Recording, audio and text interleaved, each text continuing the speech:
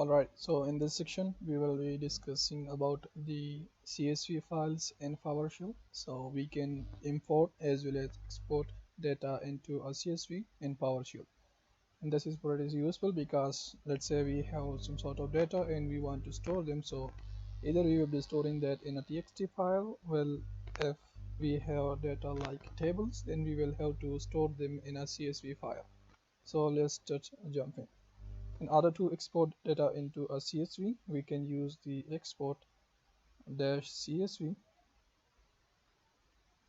and this is the tool CSV, and this is the tool that is used to export data into a CSV. And if we have the given CSV, then we can import data to a script as well using the Import-CSV. So that is Import-CSV, and that is what we are going to be discussing in this section. So let's say I have an object. If I create an object, let's say data is equal to, and one thing to remember here is the in order to create an object and store that object as a CSV in PowerShell, you need to create that object as PS custom object. So if I type PS custom object here, now it has keys and values, so we can store the keys and values, and those keys and values will be stored in a CSV file.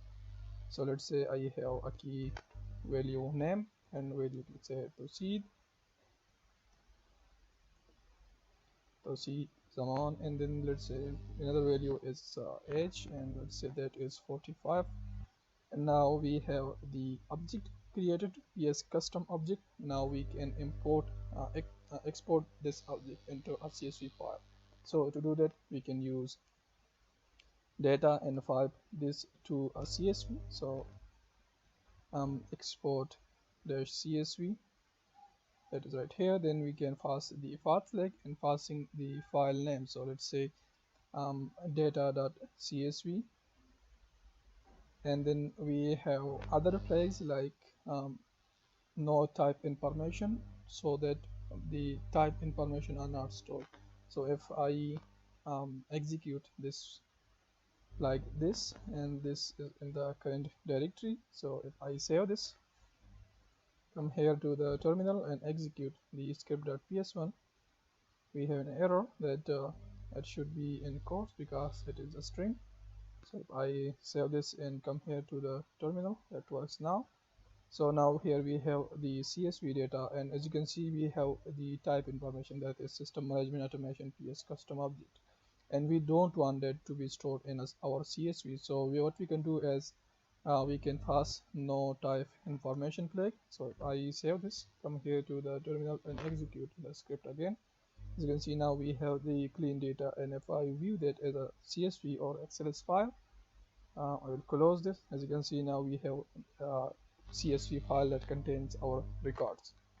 So that is how we will be exporting data to a CSV. Another thing is that now if I execute the script again, it is going to override the existing data. So to in order to append a data to a given CSV, we can use the append method, and then we have the force method that will forcefully append our data into a CSV.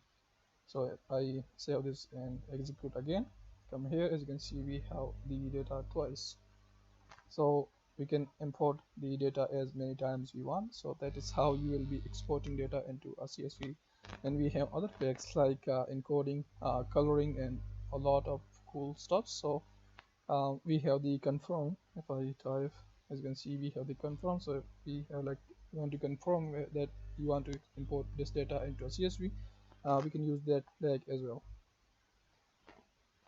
And that is how we will create a custom object for from our data and import it into our CSV. Another thing that we can do is if I come here to the terminal and if I type ps and pipe this to the select object, and then let's say I want the name, the CPU usage, as well as the ID. So this will return the processes that are running in my system and the CPU usage and the process ID. So now let's say I want to export this record into a CSV. What we can do is, like, let's say you have a scenario where you have to execute this ps get process command and get the create a CSV from this, and then send this record or this data into another server or another person with email. So you can do that as well. We have talked about in the previous sections about the sending an email in PowerShell, so we can use that as well. So if I, let's say, if I execute the same command again, and now instead of just like hitting enter, I will pipe this to the Export-CSV command. So if I do this Export-CSV, like for let's say ps.csv, and then we can do the same like no type information, and then we can do append and force as well. So append dash force, and now if I hit enter, it's successful. Now we have the ps.csv, and if I view that as a CSV, it's great. So as you can see, now we have the name, the CPU, and the process ID.